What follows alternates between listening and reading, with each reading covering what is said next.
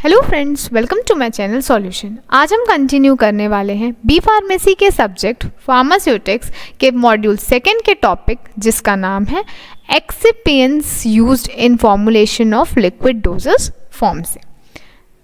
ठीक, इसके previous lecture में मैंने आपको एक्सिपिएंट्स क्या होता है ये बताया था, पर्पस क्या है बताया था, उसकी आइडियल प्रॉपर्टीज क्या है ये बताई थी, और इन ब्रीफ कौन कौन से एक्सिपिएंट्स यूज्ड होते हैं लिक्विड डोजेस फॉर्म में ये बताया था। ठीक, लेकिन आज हम देखेंगे excipients used in formulation of liquid dosage form. इससे पहले वाले लेक्चर में मैंने आपको जनरल इंट्रोडक्शन दिया था, बट इसमें मैं आपको एक्चुअली में बताऊंगी जो एक्सिपिएंट्स यूज्ड होते हैं लिक्विड डोजेस फॉर्म प्रिपरेशंस में। ठीक है, तो एक्सिपिएंट्स पहले मैं आपको एक बार रिवाइज करवा दूं कि एक्सिपिएंट्स क्या होता है। एक्सिपिएंट्स वो इंग्रेडिएंट्स हैं या वो सब्सटेंसेस हैं जो कि हम ड्रग के साथ मिक्स करते हैं, किसी भी ड्रग के साथ मिक्स करते हैं कोई डोसेस फॉर्म को डेवलप करने में, जिसके वजह से जो डोसेस फॉर्म की एक्टिविटी है या ड्रग की जो एक्टिविटी है, फार्माकोलॉजिकल एक्टिविटी नहीं, जो अदर एक्टिविटी, जो उसकी सॉल्युबिलिटी हो गई जिसकी वजह से आपकी फार्माकोकाइनेटिक एक्टिविटी बढ़ गई, ठीक है, जो हमारे एक्चुअली डोसेस फॉर्म की प्रॉपर्टीज़ को एनहेंस करता है। ठीक है, वो थेराप्यूटिक प्रॉपर्टी नहीं देगा, वो फार्माकोलॉजिकल यानी वो बीमारी को ठीक नहीं करता, वो काम ड्रग का है। ठीक है, जो आपको फार्माकोलॉजिकली जो ड्रग रहती हैं वो जो उसकी एक्टिविटी रहती है वो फार्माकोलॉजिकली उसको ठीक करेगी, बट जो एक्सिपिएंट्स हैं वो उसकी अपीयरेंस को अच्छा करेंगे, उसकी सॉल्युबिलिटी को अच्छा बनाएंगे, उसको स्टेबलाइज अच्छे से करेंगे। तो इस टाइप से, तो इस प्रकार से हम एक्सिपिएंट्स को डालते हैं कि हमारी सॉल्युबिलिटी, हमारा ड्रग ज़्यादा स्टेबल फॉर्म में हो सके। ठीक है, लेकिन उसकी फार्माकोलॉजिकल एक्टिविटी को इफेक्ट नहीं करता एक्सिपिएंट्स। ठीक है, और एक्सिपिएंट्स हम उस बेसिस में डालते हैं कि वो हमारे ड्रग्स के साथ भी कोई रिएक्ट ना करे या उसकी एक्टिविटी को चेंज ना करे, उसकी फार्माकोलॉजिकल एक्टिविटी को एक्चुअली चेंज ना करे। ठीक है, थेराप्यूटिक एक्टिविटी को चेंज ना करे, बाकी उसको एनहेंस करे, उस ड्रग की प्रॉपर्टी को, उसको ज़्यादा सुंदर बनाए। जैसे हम ड्रेस पहनते हैं, ठीक है, तो हम ड्रेस पहन के रेडी हो गए तो वो आपका ड्रेस जो हुआ वो आपका ड्रग हुआ। ठीक है, मतलब वो आप में अच्छा लग रहा है, लेकिन हम जब उसमें अच्छी अच्छी एसेसरीज ले लेते हैं तो उससे हमारी जो सुंदरता है ड्रेस की वो ज़्यादा बढ़ जाती है। ठीक है, आप ज़्यादा अट्रैक्टिव लगने लगते हैं। तो उसी प्रकार ड्रग तो अपना एक्शन दिखाएगा, ड्रेस तो अपना एक्शन दिखाएगा ही दिखाएगा, लेकिन एक्सिपिएंट्स उसकी प्रॉपर्टीज़ को इंक्रीज कर देगी और एनहेंस कर देती है और एक्टिविटी और अच्छी दिखती है। ठीक है, ये होता है एक्सिपिएंट्स। अब कौन कौन से एक्सिपिएंट्स यूज़ किए जाते हैं इन लिक्विड डोसेस फॉर्म, हम उसे देखते हैं। सबसे पहले है वेहिकल्स, उसके बाद सॉल्युबलाइजर, उसके बाद स्टेबलाइजर, फिर preservative and then organoleptic agents. ये सारे फॉर्मुलेशन, ये सारे एक्सिपिएंट्स हैं जो कि किसी भी लिक्विड डोसेस फॉर्म के फॉर्मुलेशंस में हम यूज़ करते हैं। ठीक है, अब इसको एक एक करके हम सबसे डील करते हैं। सबसे फर्स्ट आता है वेहिकल्स। ठीक है, वेहिकल्स यानी आप क्या समझते हैं? व्हीकल यानी आप बोल सकते हो गाड़ी। ठीक है, हम अगर इंग्लिश टर्म्स में अगर व्हीकल्स देखें तो गाड़ी यानी क्या? साधन जिससे हम ट्रेवल करते हैं, यानी मीडियम। तो वैसे ही फार्मास्यूटिकल लैंग्वेज में ये भी एक मीडियम है जिसमें हम ड्रग को डिसॉल्व या फिर डिस्पर्स करते हैं एडमिनिस्टर करने के लिए। ठीक है, कोई भी ड्रग को हम डिस्पर्स करेंगे या फिर डिसॉल्व करेंगे उस मीडियम में, जिस मीडियम में हम डिसॉल्व करेंगे उसे हम कहेंगे वेहिकल। ठीक है, जैसे हम पानी में डिसॉल्व कर रहे हों, ठीक है, या वो कोई ऑयल फेज है उसमें हम डिसॉल्व करें, या कोई ऑर्गेनिक सॉल्वेंट में डिसॉल्व कर रहे हैं, तो वो सारे क्या हुए? आपके वेहिकल्स हुए। इसको हमने दो कैटेगरी में रखा है, एक है सॉल्वेंट्स, एक है को सॉल्वेंट्स। ठीक, सबसे पहले हम देखते हैं कि सॉल्वेंट्स क्या होता है। सॉल्वेंट्स जो होते हैं वो वेहिकल्स होते हैं जो कि एज अ बेस यूज किया जाता है किसी भी ड्रग को या फिर एक्सिपिएंट्स। देखो, सॉल्वेंट्स खुद एक एक्सिपिएंट है, लेकिन वो ऐसा एक्सिपिएंट है जो दूसरे एक्सिपिएंट्स को भी अपने अंदर डिसॉल्व करे। क्योंकि देखो, हम सिर्फ और सिर्फ ये तो नहीं कि हम सिर्फ ड्रग ही इसमें मिला रहे हैं, हम इसमें प्रिजर्वेटिव्स भी मिला रहे हैं, ठीक है, और भी दूसरे इंग्रेडिएंट्स मिला रहे हैं। तो जो हमने सॉल्वेंट लिया है वो ऐसा होना चाहिए कि वो ड्रग के साथ साथ, एक्सिपिएंट्स के साथ साथ दूसरी चीज़ों को भी डिसॉल्व कर सके, दूसरी चीज़ों को भी अपने अंदर मिक्स कर सके। ठीक है, तो हम वैसा सॉल्वेंट यूज़ करते हैं। फॉर एग्जाम्पल, हमने शुगर सिरप लिया, ठीक है, तो शुगर आपका हुआ ड्रग। ठीक है, और जो हम शुगर को किस में डिसॉल्व करते हैं तो शुगर सिरप बनता है वाटर। ठीक है, तो जब शुगर ड्रग को हमने जब वाटर में डिसॉल्व किया तो जो इसमें वाटर है वो आपका हुआ सॉल्वेंट, जो कि एज अ वेहिकल काम कर रहा है। ठीक है, तो ये आपका एग्जाम्पल हो गया सॉल्वेंट का। ठीक, अब जैसे ज़रूरी नहीं, अब हो सकता है हम शुगर के साथ साथ कुछ इसमें प्रिजर्वेटिव्स भी डाल रहे हो, एंटी माइक्रोबियल एजेंट डाल रहे हो, तो ये जो एंटी माइक्रोबियल एजेंट है उसका कोई फार्माकोलॉजिकल या कोई मिठास तो ला के नहीं दे रहा है पानी में, है ना। तो इसका जो खुद का एंटी माइक्रोबियल एक्टिविटी का एज सच कोई थेरेपेटिक एक्टिविटी नहीं है, पर ये प्रिजर्व कर रहा है ना माइक्रो ऑर्गेनिज्म से, तो इसको भी हम ऐड कर रहे हैं। तो जो सॉल्वेंट होता है वो ऐसा होता है कि वो शुगर को भी मिक्स कर सके और एंटी माइक्रोबियल एजेंट जो डाले हैं उसको भी मिक्स करे, तो ये हुआ आपका सॉल्वेंट या excipients which are used as an solvent in liquid dosage form. ठीक, ये था आपका सॉल्वेंट। इसके एग्जाम्पल्स में आते हैं वाटर, ठीक है, हाइड्रो एल्कोहलिक लिक्विड,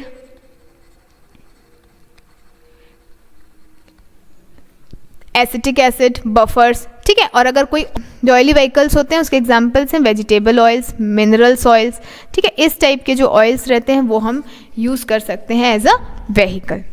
ठीक, ये था सॉल्वेंट। अब को सॉल्वेंट क्या होता है, आपको नाम से समझ आ रहा है, को और सॉल्वेंट। को यानी कोऑपरेशन, जैसे कोऑर्डिनेटर हुआ, ठीक है, कोऑपरेट करो, कोऑपरेट यानी कि दो चीज़ का लिंकेज, ठीक है, कोऑपरेशन दो चीज़ का लिंकेज। तो सॉल्वेंट और उसका को मतलब लिंकेज, यानी दो चीज़ में कोई लिंक है, तो हम उसको बोलते हैं को सॉल्वेंट। ठीक, तो को सॉल्वेंट्स क्या होते हैं, water miscible organic solvents which are used to increase the solubility of poorly soluble substances। ठीक है, वाटर इनसॉल्युबल ऑर्गेनिक सॉल्वेंट है जो कि पुअरली सॉल्युबल सब्सटेंसेस, जो वाटर में पुअरली सॉल्युबल सब्सटेंस है उसकी सॉल्युबिलिटी को इंक्रीज कर देता है, उसे हम कहते हैं को सॉल्वेंट। इसको मैं आपको ऐसे समझाती हूँ, ठीक है। जैसे वाटर है, ठीक, और एक ऑर्गेनिक सॉल्वेंट है और एक ड्रग है, ठीक है। जो ड्रग है वो वाटर में डिज़ोल्व नहीं हो पा रहा है, हमको तो ड्रग और वाटर ही चाहिए, ठीक है, यानी ड्रग चाहिए और उसका मीडियम चाहिए जिसमें वो डिज़ोल्व हो रहा है, लेकिन इसमें जो हो रहा है, जो ड्रग है वो नहीं डिज़ोल्व हो पा रहा है वाटर में, ठीक है। लेकिन ये जो वाटर है वो ऑर्गेनिक सॉल्वेंट में डिज़ोल्व हो रहा है और ये ड्रग भी ऑर्गेनिक कोई एक ऑर्गेनिक सॉल्वेंट में डिज़ोल्व हो रहा है। तो हम क्या करेंगे, इस ऑर्गेनिक सॉल्वेंट में ये दोनों को डिज़ोल्व करके इन दोनों की एक्टिविटी ले लेंगे। इस तरह से हम एक डोसेस फॉर्म बनाएंगे जिसमें वाटर भी आ गया, आपका ड्रग भी आ गया और आपका एक को सॉल्वेंट हम ऐड कर देंगे, जिसके वजह से हमारी जो ड्रग जो है वो वाटर की भी प्रॉपर्टीज़ रख रहा है और ड्रग की भी प्रॉपर्टीज़ रख रहा है, ठीक है। तो इस केस में ये जो ऑर्गेनिक सॉल्वेंट है वो कर रहा है एज अ को सॉल्वेंट काम, ठीक है। फॉर एग्जाम्पल, अगर जैसे आप फेसबुक में आपका एक फ्रेंड है, फेसबुक फ्रेंड 1, फेसबुक फ्रेंड 2, आप दोनों एक दूसरे से फ्रेंडशिप नहीं की हो, बट आप दोनों का कोई एक फेसबुक फ्रेंड 3 है जो आपका म्यूचुअल फ्रेंड है, ठीक है। तो आप तीनों फिर दोस्त बन सकते हो ना, क्योंकि फेसबुक फ्रेंड 1 और 2 का तो कोई लिंक नहीं था, वो लोग एक दूसरे को नहीं जानते थे, लेकिन फेसबुक फ्रेंड 3 जो है वो उनका म्यूचुअल फ्रेंड है, जिसके वजह से आप तीनों फ्रेंड बन सकते हो। तो ये जो है इस केस में ऑर्गेनिक सॉल्वेंट, तो आपका फेसबुक फ्रेंड 3 है वो आपका ऑर्गेनिक सॉल्वेंट का काम कर रहा है यहाँ पे, यानी यही क्या है, आपका को सॉल्वेंट है। अब समझ आ गया कि को सॉल्वेंट क्या होता है, ठीक, यानी कि ऐसा कोई सॉल्वेंट जो बीच में रहे दोनों के और दोनों को सॉल्युबलाइज करके उस ड्रग की प्रॉपर्टी दे, ठीक। को सॉल्वेंट के एग्जांपल्स हैं इथेनॉल, ग्लिसरॉल, सॉर्बिटॉल। इसके बाद आता है सॉल्युबलाइजर। जैसे कि आपको नाम से समझ आ रहा है कि ये सॉल्युबिलिटी को इंक्रीज करेगा, ठीक है।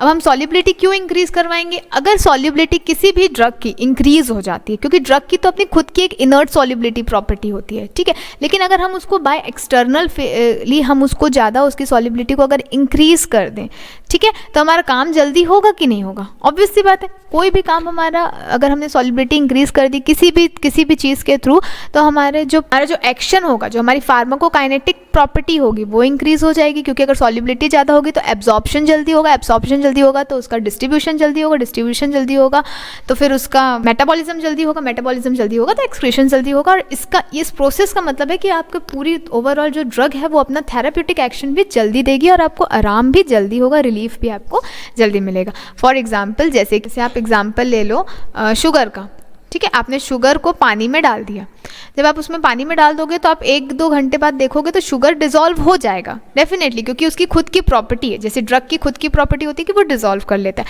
लेकिन वही आपने स्टिर कर दिया इसको या फिर हीट कर दिया तो वो तुरंत डिज़ोल्व हो जाएगा, उसकी सॉलिबिलिटी तुरंत हो जाएगी, तो आपको प्रोडक्ट भी तुरंत मिल जाएगा। उतना ही मिठास रहेगा जितना आप देर तक रखने में किए और हीट करने में रख गए, आपको सेम मिठास मिली, ठीक है। लेकिन हमने इसमें क्या किया, कुछ चाहे तो एगिटेट किया उसको घुमाया, स्टिर कर दिया, या फिर हमने उसको हीटिंग किया, ठीक है। तो जब हमने ये दोनों चीज़ किया तो हमारा प्रोडक्ट जल्दी रिएक्शन किया तो हमको जल्दी मिल गया। तो वैसे ही हम ड्रग के केस में उसकी खुद की भी प्रॉपर्टी हो सकती है वो सॉल्युबल हो, ये भी हो सकती है कि वो ना हो लेकिन सॉल्युबल हो, लेकिन हम क्या करते हैं उसमें कुछ ऐसे एजेंट्स डाल देते हैं या कुछ ऐसी चीज़ डाल देते हैं जिसके वजह से उसकी सॉल्युबिलिटी जो होती है वो इंक्रीज़ हो जाती है, जिसकी वजह से हमें एक्शन जल्दी मिलता है, ठीक। तो जैसे वो सारे एजेंट्स के नाम है जो हम डालते हैं, pH adjustment, cosolvency, complexation, wetting agents, ठीक है। पीएच एडजस्टमेंट क्या होता है पहले देखते हैं हम। इसमें क्या होता है, by addition of suitable buffer pH of liquid dosage form can be adjusted. इसमें क्या होता है, हम एक सुटेबल पीएच का बफर डाल देते हैं, ठीक है, ठीक है। तो हमारी जो सॉल्युबिलिटी है वो इससे इंक्रीज हो जाती है। इसको मैं आपको कैसे, सुटेबल पीएच का बफर हम क्यों डालेंगे, क्योंकि उसको वही एटमॉस्फेयर मिल जाएगा, ड्रग को भी, एक्सिपिएंट को भी, और जो भी चीज़ इसके अंदर इनकॉर्पोरेटेड है उसको उसी के जैसा सुटेबल इन्वायरमेंट मिल जाएगा, तो वो ईजिली सॉल्युबल हो जाएगा, ठीक है। फॉर एग्जाम्पल 5 फ्रेंड्स हैं, जैसे 5 फ्रेंड्स हैं, friend 1, friend 2, friend 3, friend 4, friend 5, 5 friends हैं।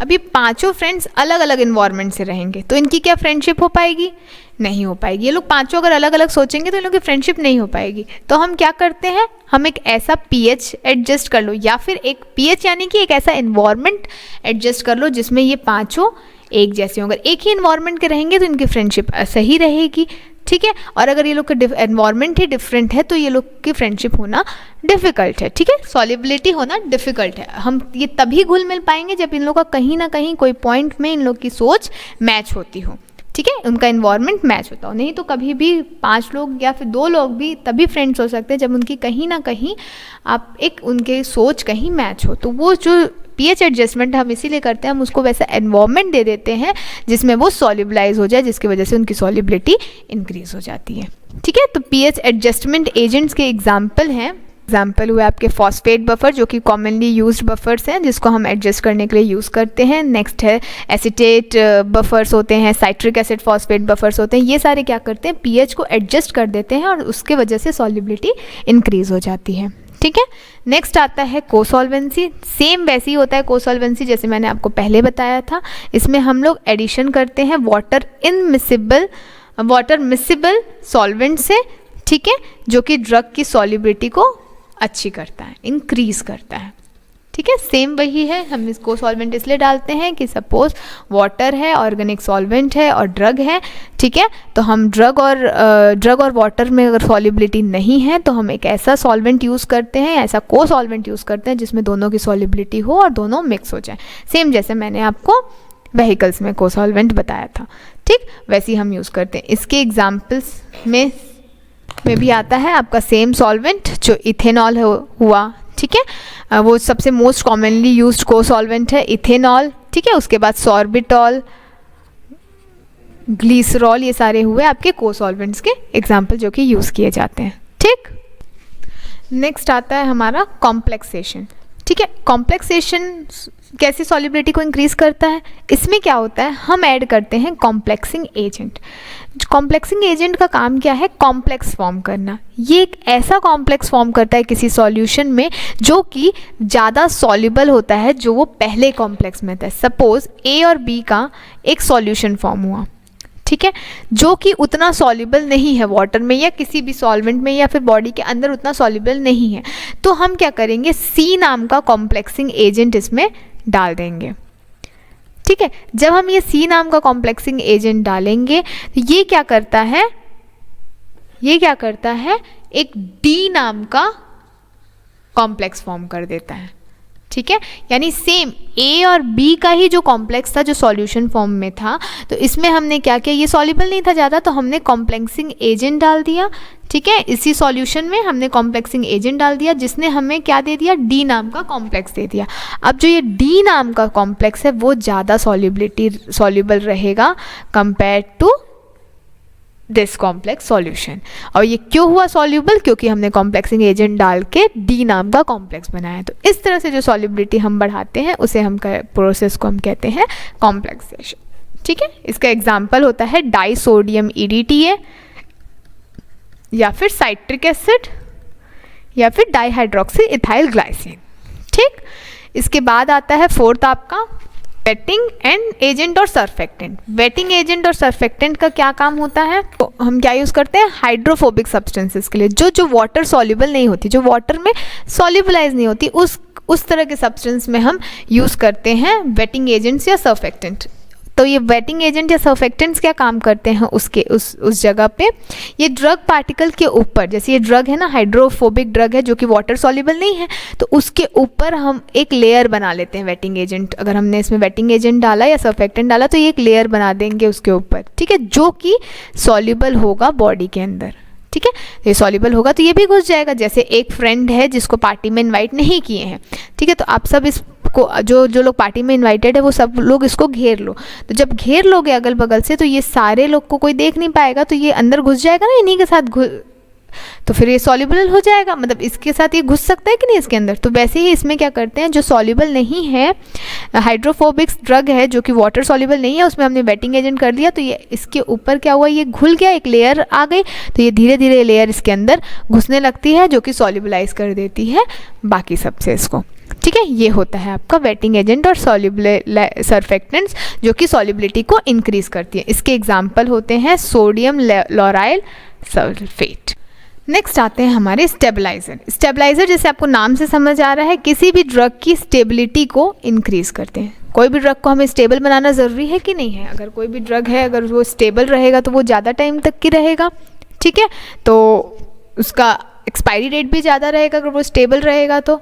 ठीक है, तो इसीलिए हमें कोई भी ड्रग को स्टेबल बनाना ज़रूरी है, जिसके लिए हम स्टेबलाइज़र यूज़ करते हैं, जो कि वो भी एक एक्सिपिएंट ही होता है।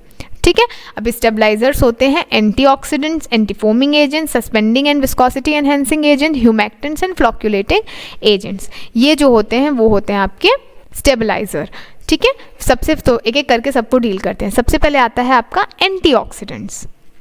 ठीक है, एंटीऑक्सीडेंट्स क्या करते हैं, एंटीऑक्सीडेंट्स जो होते हैं वो ऑक्सीडेशन को प्रिवेंट करते हैं, वो ऑक्सीडेशन होने नहीं देते। ठीक है, वो ऑक्सीडेशन को नहीं होने देते, और ये क्या करते हैं, ऑक्सीडेशन नहीं होने देते और एक्ट करते हैं chain terminator which reacts with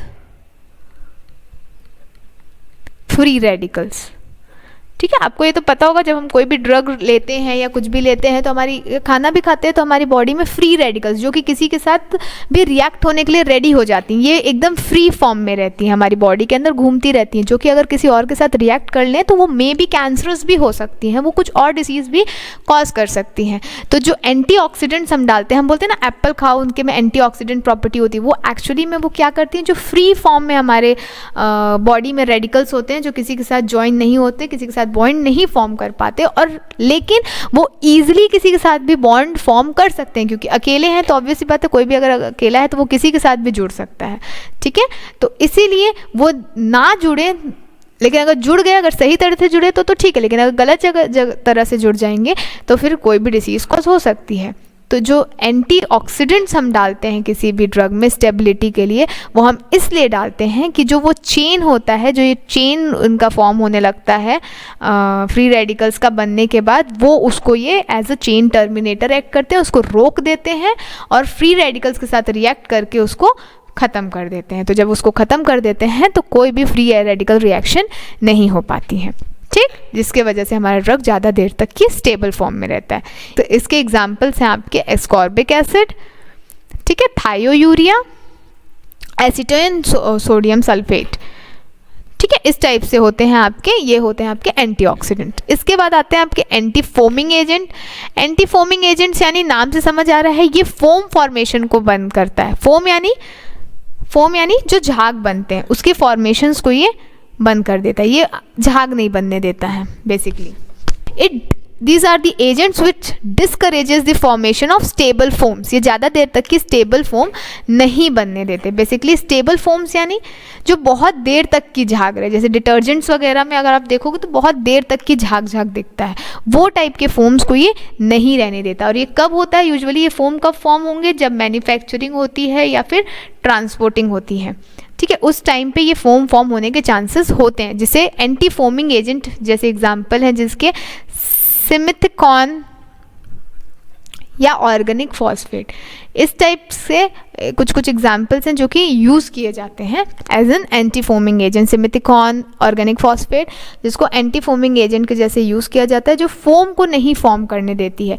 जैसे आप एक एग्जांपल ले लीजिए, आप एक कफ सिरप को लीजिएगा और उसको शेक कीजिएगा, देखिएगा ऊपर झाग आएगा, पर वो झाग जो रहेगा वो ज़्यादा देर तक की नहीं रहता। क्यों नहीं रहता ज़्यादा देर तक की?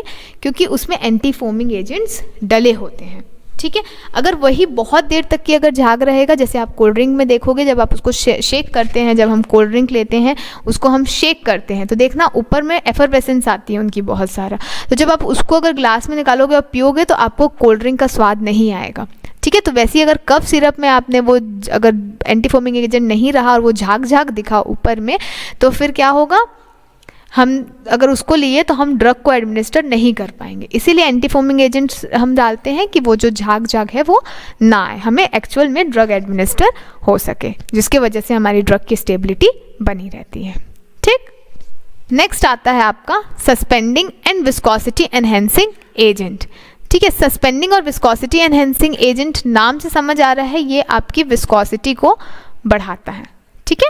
सस्पेंडिंग एजेंट विस्कोसिटी बढ़ाता है और सस्पेंड होने नहीं देता कोई भी पार्टिकल्स को। मतलब इसका सस्पेंडिंग और विस्कोसिटी एनहेंसिंग एजेंट का मेन काम यही है कि ये पार्टिकल्स को नीचे में सेटलिंग नहीं होने देता, ये पार्टिकल सेटलिंग को रिड्यूस करता है, ठीक है। ये नीचे में पार्टिकल्स को बैठने नहीं देता है। जितना ज़्यादा विस्कस रहेगा कोई भी सॉल्यूशन, पार्टिकल्स उतना कम सेटल होंगे। इसीलिए हम सस्पेंडिंग कुछ जगह पे जहाँ पे पार्टिकल्स का वेट ज़्यादा होता है, स्पेशली डेंसिटी ज़्यादा, वेट अगर ज़्यादा रहता है, तो हम सस्पेंडिंग या विस्कोसिटी एनहेंसिंग एजेंट डालते हैं कि वो जल्दी सेटल ना हो।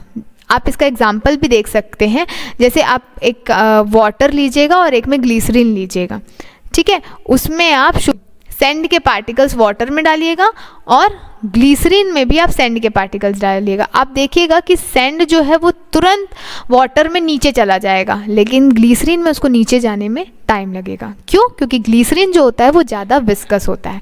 तो इसीलिए कुछ एजेंट्स में हम क्या करते हैं, विस्कोसिटी इतनी ज़्यादा इंक्रीज़ कर दिए होते हैं कि जो पार्टिकल्स है उसकी सेटलिंग जो हो वो कम हो जाए, ठीक है, वो जल्दी सेटल ना हो। और जल्दी सेटल नहीं होगी तो ऑब्वियस सी बात है उसमें स्टेबिलिटी ज़्यादा देर तक बनी रहेगी, ठीक। के एग्जाम्पल्स हैं आपके क्लेज, नेचुरल गम्स, ठीक है।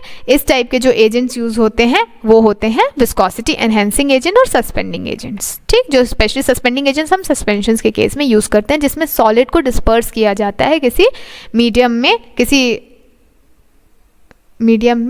With the help of suspending agent, ठीक। नेक्स्ट आता है आपका ह्यूमेक्टेंट्स। ह्यूमेक्टेंट्स क्या होते हैं? इसको बेसिकली हम यूज़ करते हैं हाइग्रोस्कोपिक सब्सटेंसेस के लिए, ठीक है। हाइग्रोस्कोपिक सब्सटेंस क्या होते हैं? वो सब्सटेंस जो कि मॉइस्चर से वाटर को एब्जॉर्ब कर ले, जो कि खुद मॉइस्चर से रिएक्ट कर जाते हैं, उसे हम कहते हैं हाइग्रोस्कोपिक सब्सटेंसेस। अब ये भी सब्सटेंस कुछ ड्रग्स होती हैं, जैसे मेरे प्रीवियस लेक्चर में आपने पाउडर्स में देखा होगा, कुछ पाउडर्स होते हैं जो कि हाइग्रोस्कोपिक नेचर में होते हैं, ठीक है। तो हम उसके लिक्विड प्रिपरेशन बनाते हैं कि जो लिक्विड हम डाल रहे हैं तो वो लिक्विड में ऐसी प्रॉपर्टीज़ होती हैं जो इसको प्रिवेंट करती हैं इवापोरेट होने से, ठीक है। और वो लिक्विड जो प्रॉपर्टी ये इवापोरेशन से बचाता है उसे ही हम कहते हैं ह्यूमेक्टेंट्स। ये क्या करता है? प्रिवेंट करता है evaporation from the aqueous solution, ठीक। हम क्या करते हैं, ऐसा लिक्विड डाल देते हैं या ऐसा ह्यूमेक्टेंट डाल देते हैं हाइग्रोस्कोपिक सब्सटेंस में कि ये इवापोरेट नहीं हो पाते हैं। फॉर एग्जाम्पल प्रोपाइलिन ग्लाइकॉल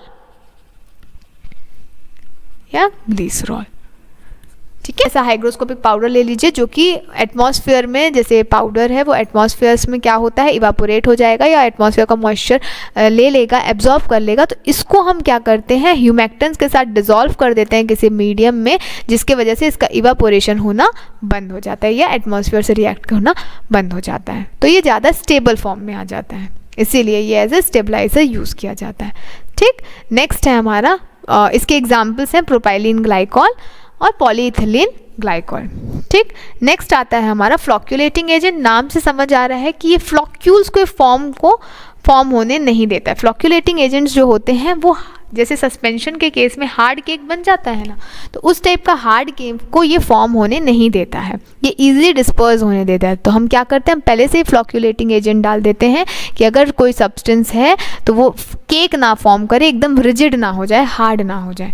ठीक है, इसको हम लोग दूर दूर रखने के लिए काम करता है। और ये कैसे दूर दूर करता है, ये जो जीटा पोटेंशियल होता है उसको, जो जीटा पोटेंशियल के चार्जेस होते हैं मैग्नीट्यूड को रिड्यूस कर देता है, जीटा पोटेंशियल चार्जेस को रिड्यूस कर देता है। तो ये सब काम कौन कर सकता है, फ्लॉक्यूलेटिंग एजेंट। जैसे स्टार्च हुआ, इसके एग्जाम्पल में आता है स्टार्च, सोडियम एल्गिनेट। ठीक है, तो ये सब जो होते हैं ये हमारे यूज़ होते हैं एज एन फ्लॉक्यूलेटिंग एजेंट, जो कि हार्ड केक को फॉर्म नहीं होने देते, रिजिड केक को फॉर्म होने नहीं देते और अपने जो फॉर्मुलेशन है उसको ज़्यादा की स्टेबल बनाते हैं। ठीक, अब आपका नेक्स्ट एक्सिपिएंट्स है जो कि यूज़ किया जाता है हर एक फॉर्मुलेशन में, लिक्विड डोजेस फॉर्म में स्पेशली यूज़ किया जाता है, वो है प्रिजर्वेटिव। हमको ये चीज़ पता है कि लिक्विड डोजेस फॉर्म में सबसे ज़्यादा माइक्रोबियल ग्रोथ होने के चांसेस होते हैं। ठीक है, क्यों, क्योंकि लिक्विड में जल्दी कोई भी माइक्रो ऑर्गेनिजम्स ईजिली ग्रो हो सकते हैं। तो उस केस में हम क्या डालते हैं, प्रिजर्वेटिव डालते हैं जो कि इस माइक्रोबियल ग्रोथ को इनहिबिट करता है। ठीक है, अगर आप लेंगे कोई भी प्रिजर्वेटिव, अगर मैं बात करूँ आप कोई भी प्रिजर्वेटिव लेंगे तो आप कैसा प्रिजर्वेटिव लेंगे, आप किस तरह का यूज़ करोगे, जो फिजिकली और केमिकली स्टेबल हो। ठीक है, एक इस तरह का नॉन टॉक्सिक हो। ठीक है, अगर टॉक्सिक होगा, रिएक्ट करेगा सबसे, तो कोई मतलब नहीं है, आप ऐसा प्रिजर्वेटिव क्यों यूज़ करेंगे। ऐसी ना प्रिजर्वेटिव ऐड करेंगे जो फिजिकली और केमिकली स्टेबल हो, नॉन टॉक्सिक हो, टेस्ट ऑर्डर उसका सही हो। ठीक है, टेस्ट में अच्छा हो, ऑर्डर में खुशबू अच्छी आए, कंपैटिबल हो सबसे। ठीक है, और सबसे important broad spectrum of micro organisms को किल कर सके। ठीक है, ज़्यादातर के माइक्रो ऑर्गेनिजम्स की ग्रोथ को ये इनहिबिट कर सके, उस टाइप का ही हम ज़्यादातर के प्रिजर्वेटिव यूज़ करते हैं। ठीक है, अब एग्जाम्पल्स हैं, अब प्रिजर्वेटिव के एग्जाम्पल्स होते हैं फिनॉल। ठीक है, जो कि एसिडिक है, एसिडिक प्रिजर्वेटिव है। बेंजाइल अल्कोहल, ये न्यूट्रल प्रिजर्वेटिव है। ठीक है, फिर होता है बेंजिल एल्कोनियम क्लोराइड, ये जो होते हैं वो आई ड्रॉप्स वगैरह में बेसिकली यूज़ किए जाते हैं। ये क्वाटनरी अमोनियम कंपाउंड्स हैं, स्टेराइल प्रोडक्ट्स में बेसिकली यूज़ किया जाता है। तो इस टाइप के प्रिजर्वेटिव्स हम यूज़ करते हैं। और भी हैं मिथाइल पैराबिन, प्रोपाइल पैराबिन, इस टाइप के प्रिजर्वेटिव्स हम यूजुअली यूज़ करते हैं डोसेज फॉर्म डेवलपमेंट में। ठीक, नेक्स्ट और लास्ट आता है आपका एक्सिपिएंट्स, वो होता है ऑर्गेनोलैप्टिक एक्सिपिएंट्स एजेंट्स। ठीक है, ऑर्गेनोलैप्टिक एजेंट्स में क्या होते हैं आपके, कलरिंग एजेंट हो गए, फ्लेवरिंग एजेंट हो गए, स्वीटनिंग एजेंट हो गए। ठीक है, इसका बेसिकली काम क्या है, ऑर्गेनोलैप्टिक यानी ऑर्गन्स के थ्रू, जो हमारे जो ऑर्गन्स हैं उसके थ्रू हमारे जो फॉर्मुलेशन है वो अट्रैक्टिव और एक्सेप्टेबल बने। ठीक है, जैसे हम कलरिंग डालेंगे एजेंट, जब डालेंगे तो वो ज़्यादा कलरफुल दिखेगा तो अट्रैक्टिव दिखेगा, फ्लेवर्स आएंगे तो स्मेल ऑर्डर उसका अच्छा होगा और ऑब्वियस सी बात है उसको फ्लेवर आएगा हो सकता है मुंह में। और फिर स्वीटनिंग एजेंट, उसको मिठास डालने के लिए हम डालते हैं। ठीक है, तो हम स्वीटनिंग एजेंट्स क्यों डालेंगे, ऑब्वियस सी बात है उसकी टेस्ट मास्किंग करने के लिए हम इसको स्पेसिफिकली डालते हैं। ठीक है, स्वीट टेस्ट के लिए। इसके एग्जाम्पल हो गए आपके सॉर्बिटॉल। ठीक है, उसके बाद नेक्स्ट है आपका कलरिंग एजेंट, हम कलर डालने के लिए, उसको मोर अट्रैक्टिव दिखाने के लिए हम कलरिंग एजेंट को यूज़ करते हैं। ठीक है, ये कलर प्रोवाइड करता है, for example sunset yellow, brilliant blue. ये सारे जो कलर्स होते हैं वो FDA अप्रूव्ड कलर्स होते हैं। ठीक है, फूड एंड ड्रग एडमिनिस्ट्रेशन के थ्रू ये अप्रूव्ड होते हैं और हम वही कलर्स को हम बेसिकली यूज़ करते हैं जो कि अप्रूव्ड हों और हमारे फार्मास्यूटिकली एक्सेप्टेबल हो, ठीक है। उन्हीं टाइप के हम कलरिंग एजेंट्स को यूज़ करते हैं फॉर गिविंग द कलर। और फिर लास्ट आता है आपका फ्लेवरिंग एजेंट। फ्लेवरिंग हम क्यों डालते हैं? ये मिक्स्ड सेंसेशन के लिए होता है। ये टेस्ट, ऑर्डर, टच, ये सब में एक फ्लेवर देता है, ठीक है। फॉर एग्जाम्पल फ्रूटी टेस्ट आता है, ठीक है, फ्रूटी या फिर स्पाइसी टेस्ट आ रहा है किसी का, जैसे पाइनएप्पल, बनाना, जिंजर, ठीक है, का फ्लेवर आता है ना। जब हम कोई सिरप विरप पीते हैं, मिंट का फ्लेवर आता है, तो वो आपके हुए फ्लेवरिंग एजेंट। हम जब डालते हैं तो उसी के थ्रू फ्लेवर्स आते हैं, ठीक है। जो फ्रूटी टेस्ट आता है किसी भी, जैसे बोलते हैं ना पाइनएप्पल का सिरप है, स्ट्रॉबेरी का सिरप है, वो कैसे आते हैं? डाइजीन में सिरप्स आते हैं, वो दूसरे दूसरे फ्लेवर्स के आते हैं, तो उसमें हम क्या डाले होते हैं? Flavouring agent, to make it more acceptable, ठीक है। कई लोग को पाइनएप्पल अच्छा लगता है, कई लोग को स्ट्रॉबेरी फ्लेवर अच्छा लगता है, उस हिसाब से हम डालते हैं उसको बेसिकली उसको एडमिनिस्टर करने के लिए जो अच्छा होता है, ठीक। ये थे आपके सारे excipients used in the formulation of liquid dosage form. I hope आपको ये लेक्चर समझ आया होगा। Thank you.